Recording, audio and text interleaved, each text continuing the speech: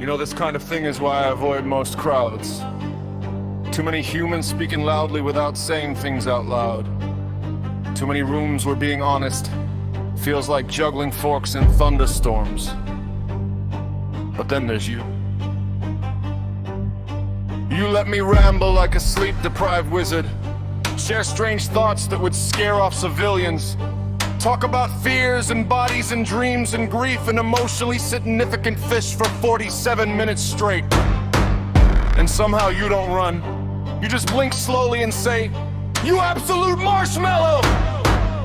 And maybe you don't realize how impossibly rare that is to me. Because you make it safe to be my strangest self.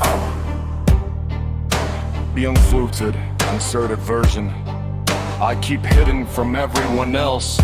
You let me exist without sanding down the weird. And every time you stay, it rewires something scared. You call me too interesting to be husband someday, but darling, that's exactly why I should be the one to stay. It's not about perfection. Forget about your plan. Just find a husband who lets you be you and feel more honestly human than you ever have. He sees what you feel different somehow. Messy and spontaneous and gloriously unhoused trained somehow. Thoughts tripping over each other mid-sentence. You forgetting where your story went halfway through. And I love that. Not the curated gallery version. Not the carefully captioned mythology. Not the polished Phillyverse oracle speaking in poetic fog. I mean you. The one complaining about fleas. The one making bizarre noises at animals.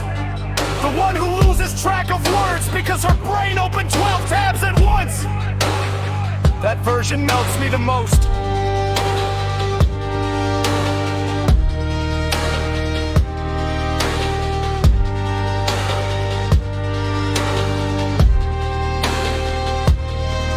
Because around you it's safe to unfold without disguise, to speak before the thought is polished, to exist before it's wise. And I want you to feel just as safe around me too. A place where nothing must perform, where even your messiest feelings arrive and still stay warm. You don't have to be clever, you don't have to be composed. You can show up half asleep, wrapped in blankets, overwhelmed and froze. And I'd still want your company more than almost anything, because your presence feels like shelter in a world built out of sting. You are somehow the closest and most distant person I've ever known. Like standing beside a lighthouse across an ocean. I can feel the warmth. I just can't always reach it.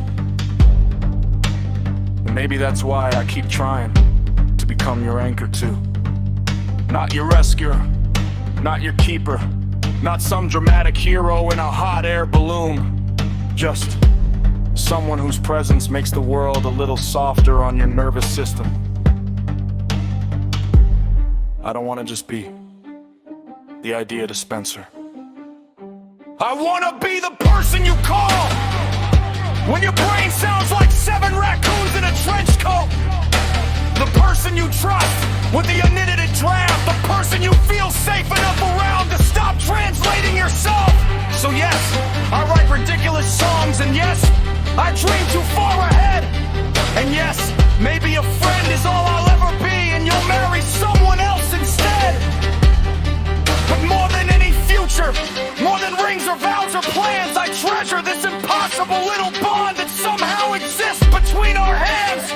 You strange, wonderful creature, you emotionally cryptic dove. Thank you for teaching me that safety might actually be love. Or the beginning of it. Or something even stranger.